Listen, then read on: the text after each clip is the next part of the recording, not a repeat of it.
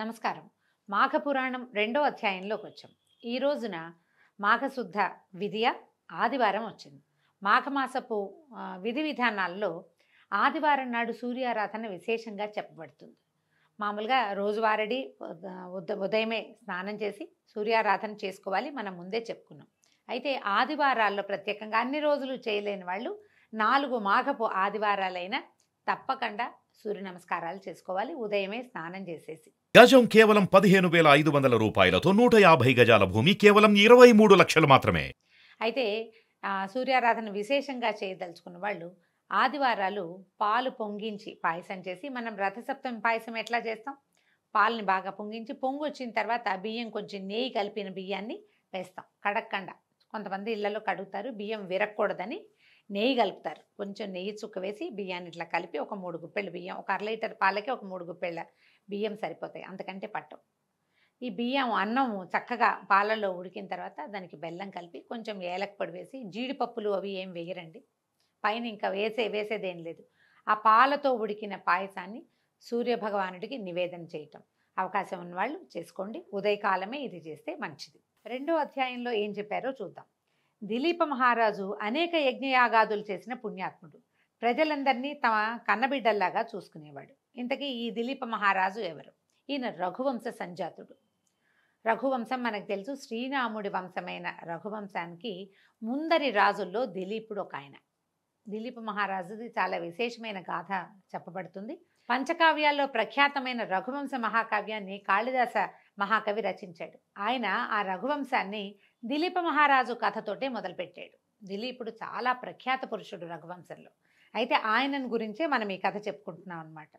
ఈయన ప్రజా సంక్షేమమే ధ్యేయంగా పరిపాలించాడు. ప్రజలందరి చేత మిక్కిలి శ్లాఘనీయంగా పాలించడం వల్ల ఆయన కీర్తి దశ దిశలా వ్యాప్తి చెందింది. ఈ ఊళ్ళో ఉన్న వాళ్ళంతా ఇంకో పక్క దేశాలకు వెళ్ళినప్పుడు మా రాజుగారంత గొప్ప రాజుగారు లేరని ఎంతో ప్రచారం చేసేవారనమాట. నిత్యము ప్రజాక్షేమమే జీవిత పరమావధిగా ఉండేవాడు. ఒకసారి దిలీప భూపతి వేట కోసం అడవికి పోవాలని కోరిక పుట్టి వెళ్ళాడట. రాజులు మృగయా వ్యసనులు అని చెప్తారు. వాళ్ళకి ఏంటంటే వేటాడడం అంటే ఇష్టం. మహారాజు తలుచుకుంటే కాందేముంది, అందులోనూ మహారాజులు ఎట్లాంటి ఈ రఘువంశంలో ఉన్నవాళ్ళు ఏది చేయాలనుకుంటే అది చేసేయగలుగుతారు. అట్లాగే దిలీప మహారాజు రాజసభలో తన కోరికని వెళ్ళబుచ్చాడట. ఇంకేముంది, మొత్తం మంది మార్బలం అంతా తయారయ్యారు. వేటకు కావాల్సినటువంటి సమస్తము సమకూర్చబడ్డాయి. కావలసిన వస్తువులన్నీ సిద్ధం చేశారు. ముందు వేటాడాలంటే వీళ్ళు ఏ అడవిలోకి వెళ్తున్నారో అక్కడున్న గిరిపుత్రులకి, ముందు వేటగాళ్ళకి వాళ్ళకి కబురు వెళ్తుంది. అక్కడ వాళ్ళు సిద్ధంగా ఉంటారు మహారాజు రాక కోసం. మాటలు వేస్తారు, ఎక్కడెక్కడ పులుడు ఉన్నాయి, ఎక్కడెక్కడ లేళ్ళు తిరుగుతాయి, ఎక్కడ ఏం జరుగుతుందో ముందే సమాచారం అంతా సేకరించి పెడతారు. ఆ తర్వాత రాజుకు కావలసిన మంది మార్బలము, వేట కుక్కలు, వేటగాళ్ళు తోడు, కొంతమంది ఆంతరంగిక మిత్రులు, స్నేహితులు, స్త్రీజనాన్ని పెద్దగా తీసుకెళ్లేవాళ్ళు కాదు. ఆ తర్వాత ఏమో ఈయనకి అంగరక్షకులు, కొత్త కొత్త బాణాలు, విసురుగా పడగలిగేటువంటి బల్లేలు, వాటన్నిటినీ సిద్ధం చేసుకుంటారు. వేట అంటే ఇవాళ అనుకోగానే రేపొద్దునే బయలుదేరటం అప్పుడు విధానం కాదు. కొంచెం సమయం చూసుకుని, ముహూర్తం కూడా చూసుకుని మంచి ముహూర్తంలో బయలుదేరేవాళ్ళు. అయితే సుముహూర్తంలో దిలీప మహారాజు వేట దుస్తులు ధరించి సైన్య సమేతుడై వేట కోసం అడవులకి బయలుదేరాడు. ఈయన వేట కోసం ఎంచుకున్న అడవి మిక్కిలి క్రూర జంతువుల మయమైనది, బాగా భయంకరమైన అడవి, దట్టమైన అడవట. చీమలు దూరని చిట్టడవి, కాకులు దూరని కారడవి అని చెప్తారు. దండకారణ్యము వంటి బాగా ఘోరమైన అరణ్యం, బాగా చిక్కగా ఉంటుందన్నమాట అది. అయితే అవి ఏం చేస్తున్నాయంటే, ఈ అరణ్యం నుంచి క్రూర జంతువులు సమీప గ్రామాల మీద పడి మనుషుల్ని, పశువుల్ని చంపి నానా భీభత్సము, భయోత్పాతాన్ని సృష్టిస్తున్నాయి. అందుకని ఈయన ఈ ప్రాంతానికి వేటకు వెళ్తే వాటిని దుష్ట శిక్షణ, శిష్టరక్షణ అవుతుంది. క్రూర జంతువులను కొన్నిటిని చంపేస్తే మిగిలినవి ఆ పక్కకి రాకుండా ఉంటాయి, ఇక్కడ వేట జరుగుతుందని భావించి, తద్వారా చుట్టుపక్కల గ్రామాల్లో ఉన్నటువంటి ప్రజలు వాళ్ళు రక్షింపబడతారని ఆయన ఆ ప్రాంతానికి వేటకు వెళ్దామనుకున్నాడు. సరే, మళ్ళీ క్రమంగా ఒక కొద్ది రోజుల్లోనే ఆ సమీపంలో ఉన్న గ్రామాలకి క్రూర జంతువుల బెడదంతా తప్పించేసాడు. మొత్తానికి జరిగింది.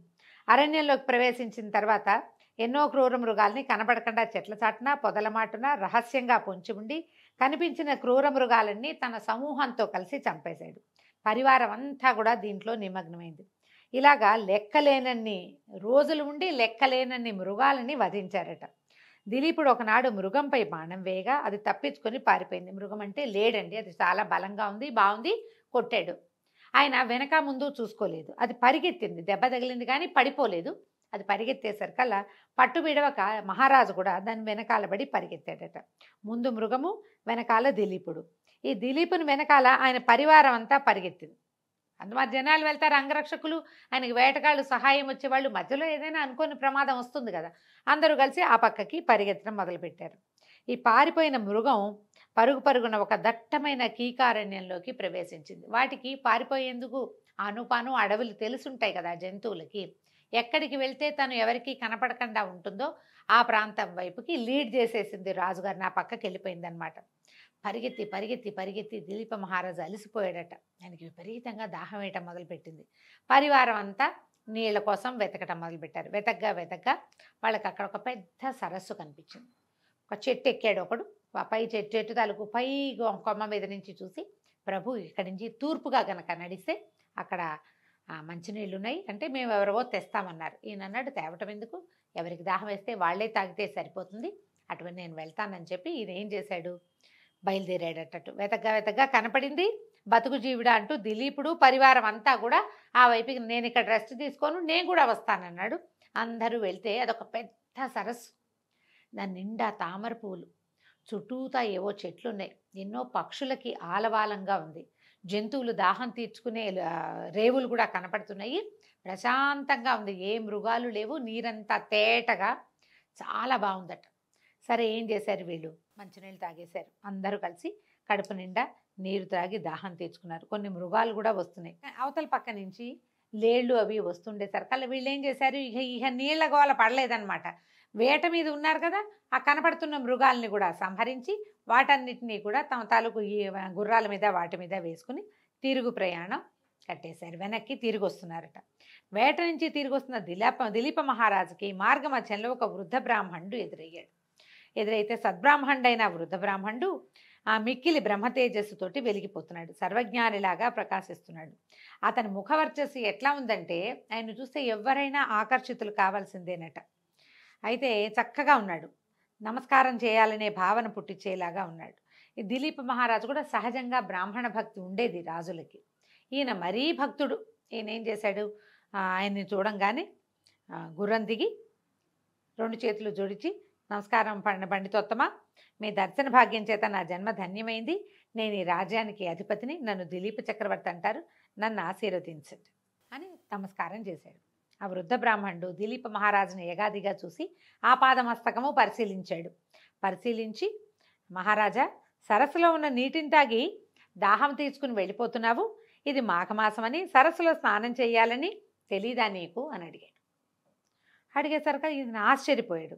ఈ మాఘమాస మహాత్యం గురించి నీకెవరూ చెప్పలేదా, మాఘమాసం స్నానం, ఈ మాఘంలో చేసేటువంటి స్నానం అత్యంత పుణ్యదాయకమని నీకు తెలియదా అని ప్రశ్నించాడు. ఇప్పుడు వీళ్ళు చీకటి పడేదాకా ఇక్కడ తిరిగారు అనుకుందాం. తిరిగారు, ఆ రాత్రికి దాహం తీర్చుకోవడానికి ఇక్కడికి వచ్చారు, మంచినీళ్ళు తాగారు, అక్కడ రెస్ట్ తీసుకుని ఉంటారు. తెల్లవారుజామున చాలా జంతువులు దాహం తీర్చుకోవడానికి వస్తాయి, వీళ్ళు ఆ జంతువులన్నిటినీ సంహరించారు. సూర్యోదయం అవుతూ ఉండగా వెనక్కి మరలి వస్తున్నారు. సూర్యోదయం అయ్యింది. ఈయన వేట నుంచి వేట దుస్తులతోటి స్నానం చేసిన వాళ్ళగా కనపడరు. వేట దుస్తులు వేరేగా ఉంటాయి, కొంచెం తోళ్లతో చేసినవి, చర్మంతో చేసినవి, అవి వస్త్రాభరణాలు విశేషంగా ధరించుంటారు. బ్రాహ్మణోత్తముడికి తెలిసిపోయింది ఈయన స్నానం చేయలేదు అని. వెనకాల ఉన్న సరస్సు, ఆ సరస్సు దగ్గర నుంచి వస్తున్నవాడు దాహం తీర్చుకుని వస్తున్నాడనే అర్థమైంది తప్ప స్నానం చేయలేదని క్లియర్గా తెలుస్తుంది. ఆయన ఇట్లా అడిగేసరికల్లా దిలీప మహారాజు ఆశ్చర్యపోయాడు. విప్రోత్తమ, నిజంగా నాకు మాఘమాసం గురించి తెలియదు స్వామి, నేను మృగయా వినోదినే అడవికి వచ్చి చాలా రోజులైంది, ఎంతో కాలం అని చెప్పాం కదా, ఆయన నిన్న మొన్న రాలా, చాలా రోజులు అడవిలో డేరా వేసుకుని ఉన్నారు. ఈ రోజునే వాళ్ళు వెనక్కి తిరిగి పోదలుచుకున్నారనమాట. అడవిలో ఉండిపోవటం వల్ల నాకు ఈ విషయం తెలియలేదు. అయినా నేను రాజ్యంలో ఉంటే నా గురువుల ద్వారా విషయం తెలుసుకునేవాడిని, ఇక్కడ నాకెవరు విశదపరుస్తారు స్వామి, రాజప్రాసాదంలో ఉంటే పురోహితులైనా చెప్పేవాళ్ళు, నాకు ఆ అవకాశం లేదు కాబట్టి మీరు నా యందు దయతలిచి ఆ విషయం ఏమిటో చెప్పండి అన్నాడు. అనేసరికల్లా ఇప్పుడు ఈయన ఏం చెప్పాడు, అట్లయితే రాజా, ముందుగా సరస్సులో స్నానం చేసి శుచివవు, పవిత్రుడవవు, తర్వాత మాఘమాస మాహాత్మ్యాన్ని తెలుసుకునే విధానాన్ని తెలియజేస్తానన్నాడు. అనగానే ఇక మళ్ళీ అక్కడ ఆగారు.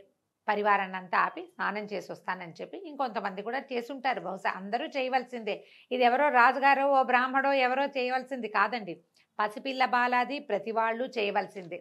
ఇప్పుడు కార్తీక మాసం అనుకోండి, తెల్లవారుజామునే స్నానం చేయాలి. కార్తీకము అత్యంత చలికాలం కాబట్టి అప్పుడు చేయలేకపోతాం. ఇప్పుడు కొంచెం ఎండాకాలం మొదలైపోయింది, సూర్యుడు అంటే వేడెక్కిపోతున్నాడు. పైగా సూర్యోదయం అంత ఎర్లీగా ఏం అవ్వదు, 6:30 6:30 అయిపోతుంది. ఆ పాటికి చలి తగ్గిపోతుంది. ఏ నీళ్ళతో స్నానం చేసినా పనికొస్తుంది. కాబట్టి ప్రతి వాళ్ళు స్నానం చేసి సూర్యుడి ముఖం చూడాలి తప్పకుండా. దాంతో మిగిలిన వాళ్ళంతా దిగుంటారు. రాజుగారు ఏం చేశాడట, చకచకా వెళ్ళి ఈ వేట దుస్తులు విదిలిపెట్టి సరైన దుస్తులు స్నానం చేయడానికి వీలుగా ఉండేవి ధరించి సరస్సులో స్నానం చేసి శుచి అయి వచ్చాడు. వృద్ధ విప్రుడి దగ్గరకు వచ్చాడు. అప్పుడు వృద్ధ బ్రాహ్మణుడు దిలీప చక్రవర్తిని దీవించి, ఇక్ష్వాకు వంశ కులగురువైన వశిష్ఠ మహర్షి నీ దగ్గరికి తరచుగా వస్తాడు కదా, నువ్వు ఆయన్ని కలుస్తావు. ఆయన తపశ్శక్తి సంపన్నుడు, సకల శాస్త్రములు తెలిసిన దిట్ట, సర్వజ్ఞాని. ఆయన నాకంటే విపులంగాను వినసొంపుగాను మాఘమాస విశిష్టతను గురించి వివరించగలడు. నేను వృద్ధుండైపోయాను, జవసత్వాలు ఉడిగిపోయినాయి. ఆయన చెప్పినంత గొప్పగా నేను చెప్పలేను. కాబట్టి వశిష్ఠ మహర్షి ద్వారా మాఘమాస మహాత్మ్యాన్ని తెలుసుకో. నేను ఇంకా చాలా దూరం వెళ్ళాలని చెప్పి ఆ వృద్ధ బ్రాహ్మణుడు వెళ్ళిపోయాడు. ఈయనతోటి మాఘ స్నానం చేయించాడు వృద్ధ బ్రాహ్మణుడు వచ్చి. దిలీప చక్రవర్తి మనసంతా ఆ మాఘమాస మహాత్మ్యం ఏమిటి, ఒక ఆయన కనపడంగానే నమస్కారం చేసిన మరుక్షణం మాఘస్నానం చేయలేదు ఏమిటి అని ప్రశ్నించాడంటే అది చాలా విశేషమైంది, నేను ఇంతకు ముందు తెలుసుకోలేదు అనే అనుకుని ఈయన జిజ్ఞాసతోటి చకచకా బయలుదేరాడు. శీఘ్రంగా తన పరివార సమేతంగా నగరానికి తిరుగు ప్రయాణం కట్టాడు. వృద్ధ బ్రాహ్మణుడి మాటలు పదే పదే జ్ఞాపకం రావటంతో సరిగ్గా నిద్ర కూడా పట్టలేదట. మర్నాడు ఉదయాన్నే లేచి కాలకృత్యాలు స్నానాది కార్యక్రమాలు ముగించుకుని శుచి అయి ధవళ వస్త్రాలు ధరించి సకలాభరణాలు ధరించి తన మంత్రి సామంతులతో కలిసి వశిష్ఠ మహర్షి ఆశ్రమానికి బయలుదేరాడు. సూర్యవంశ కులుగురు అయినటువంటి వశిష్ఠ మహర్షి వద్దకి చేరాడు. ఆ సమయంలో వశిష్ఠుల వారు తపస్సమాధిలో ఉన్నారు. వారి శిష్యులు రాగయుక్తంగా వేద పఠనం చేస్తున్నారు. ఆ దృశ్యాన్ని చూసినటువంటి దిలీపుడు వాళ్ళకి తపోభంగం కాకూడదు, వీళ్ళకి పాఠభంగం విద్యాభంగం కాకూడదు, విద్యా సమయాన్ని పాడు చేయకూడదు కదా అని భావించి కాసేపు వేచి ఉన్నాడట. కొంతసేపటికి వశిష్ఠుల వారు తమ తపస్సు నుంచి లేచి అక్కడే వేచి ఉన్న దిలీప మహారాజును చూసి మహారాజును పలకరించాడు. ఎంతసేపు అయింది, నీ రాజ్యంలో అంతా కుశలంగా ఉన్నారా, రాజ్యం సుభిక్షంగా ఉందా, పరిపాలన అంతా ప్రశాంతంగా జరుగుతుందా, మృగయా వినోదము అది సరిగ్గా చేసుకుంటున్నావా, ఎట్లా ఉన్నావు ఏమిటి అని అన్నీ చక్కగా మంచి పలకరింపులు పలకరించాడు. తర్వాత ఏ విషయం మీద ఇక్కడికి వచ్చావు, నీ రాకకి కారణం ఏమిటి అని అడిగితే అప్పుడు దిలీప మహారాజు చెప్తున్నాడు, వశిష్ఠ మహర్షి మీరు మాకు గురువులు, మీ ద్వారా నేను అనేక పుణ్యగాథలు విన్నాను, లెక్కలేనని శుభకార్యాలు నాతో చేయించారు. రామాయణ భారత భాగవతాది ఇతిహాసాలు ఎన్నిటినో తెలియపరిచి నాకు విశేషమైన జ్ఞానాన్ని ఆర్జించుకునే అవకాశం ఇచ్చారు. కానీ నాకు మాఘమాస మహాత్మ్యాన్ని కానీ దాని విధి విధానాలు ధర్మాలు నాకేనాడు బోధించలేదు, మనం ఆ సందర్భంగా కలవలేదు.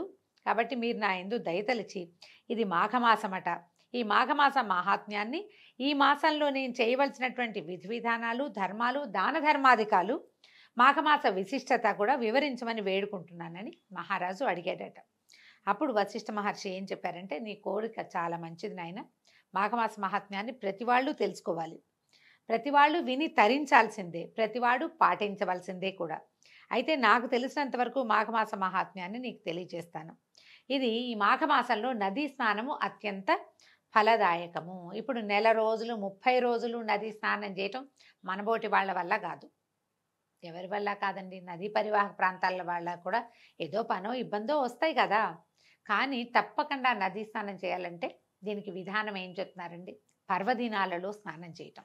ఎట్లా, పంచమి నాడు, పాడ్యమి, పంచమి, సప్తమి, ఏకాదశి, ద్వాదశి, పౌర్ణమి ఇలాంటి తిథుల్లో స్నానం చేస్తే చాలా విశేషం. లేదా ఆదివారాలు కూడా, మామూలుగా తిథులు చెప్తారు ప్రత్యేకంగా పర్వదినాలకి, కానీ మాఘంలో ఆదివారాలు కూడా స్నానానికి విశేషంగా చెప్తారు. ఈ లెక్కబెట్టి కనీసం ఈ 10, 14, 13 రోజుల్లో ఏదైనా అన్ని రోజులు కానీ లేదా ఏదైనా ఒక్కరోజైనా కానీ అవకాశం తీసుకుని నదీ స్నానం చేస్తే చాలా మంచిది. సముద్ర స్నానం కూడా చాలా విశేషంగా చెప్తారు. సముద్రం అందరికీ అవకాశం ఉండదు, నది కొంతమందికైనా కుదురుతుంది కాబట్టి స్నానం చేయాలి. ఈ మాఘమాస నదీ స్నానం అత్యంత ఫలదాయకం. ఈ మాసంలో నదీ స్నానం చేయటం వల్ల దొరికేటువంటి పుణ్యఫలము మరి ఏ యజ్ఞయాగాదులు క్రతువులు చేసినా లభించదు. ఈ మాసం నందు మనుషులు నదీ స్నానం చేసి అత్యంత పుణ్యాత్ములవుతున్నారు. ఈ మాఘమాసం ఒక ప్రత్యేకతను ఏం సంతరించుకుందంటే ఒక్కసారి నదీ స్నానం వల్లే పుణ్యలోకాలు లభిస్తాయట. ఇది మనం ఇప్పుడు జీవించి ఉండగా లభించేది కాదు. పుణ్యలోకాలు అంటే మరణానంతర సుఖం లభిస్తుందని చెప్తారు. దాంతో పాటుగా ఇంకోటి ఏం చెప్తారంటే ఇది సూర్యారాధనకి అనువైన మాసం కాబట్టి నదీ స్నానం చేసి సూర్యుడికి అర్ఘ్యం ఇవ్వటం వల్ల ఆరోగ్యం సిద్ధిస్తుంది. మనం మరణించిన తర్వాత వచ్చే పుణ్యలోకాల కంటే ఇప్పుడున్న సమయం బాగుండాలి కదా, ఆరోగ్యం సిద్ధిస్తుంది. రవి అత్యంత ప్రసన్నుడుగా ఉంటాడు. ఏదైనా మనకి గ్రహ దోషాలు ఉన్నాయి, రవి దోషాలు కనిపిస్తాయి జాతకంలో, అలాంటి వాళ్ళు కూడా ఈ మాఘమాసం ఈ నెల రోజులు పొద్దున్నే స్నానం చేసి సూర్యదర్శనం చేసుకుంటే రవి వల్ల సూర్యగ్రహం వల్ల కావాల్సిన పనులు అవుతాయట. ఆరోగ్యమే కాదు, గవర్నమెంట్ ఉద్యోగాలు రావటం, గవర్నమెంట్ ఆఫీసుల్లో ఉండే ఇబ్బందులు అలాంటివి తొలుగుతాయని కూడా కొంతమంది పెద్దవాళ్ళు చెప్తూ ఉంటారు. ఈ మాఘమాస స్నానము శాశ్వత స్వర్గలోక ప్రాప్తినిస్తుంది. అంతేకాని ఇతర యజ్ఞయాగాదుల్లాగా తాత్కాలిక ఫలితాన్ని ఇవ్వదు. అంటే యజ్ఞయాగాదుల్లో 100 యజ్ఞాలు చేసిన వాడికి స్వర్గం లభిస్తుంది అంటారు. ఆ పుణ్యం అయిపోయాక వెనక్కి తిరిగి వచ్చేస్తారు. కానీ ఈ మాఘమాసంలో చేసేటువంటి స్నాన విధుల వల్ల శాశ్వతంగా స్వర్గలోక ప్రాప్తి లభిస్తుందట. అందువలన ప్రతి వాళ్ళు కూడా ఈ నెల రోజుల పాటు కాకపోయినా పర్వదినాల్లో అయినా కనీసం ఆదివారాల్లో అయినా నదీ స్నానమో ఇంట్లో స్నానమో చేసి సూర్య దర్శనం చేయటం వల్ల మాఘమాసంలో సూర్యదర్శనం చేసిన ఫలితం వల్ల ఇహంలో ఆరోగ్యము, పరంలో స్వర్గలోక ప్రాప్తి లభిస్తాయని చెప్తున్నారండి. దీంతో 2వ రోజు పారాయణ పూర్తయింది. రేపు ఉదయం మళ్ళీ 3వ రోజు పారాయణతో కలుసుకుందాం. నమస్కారం.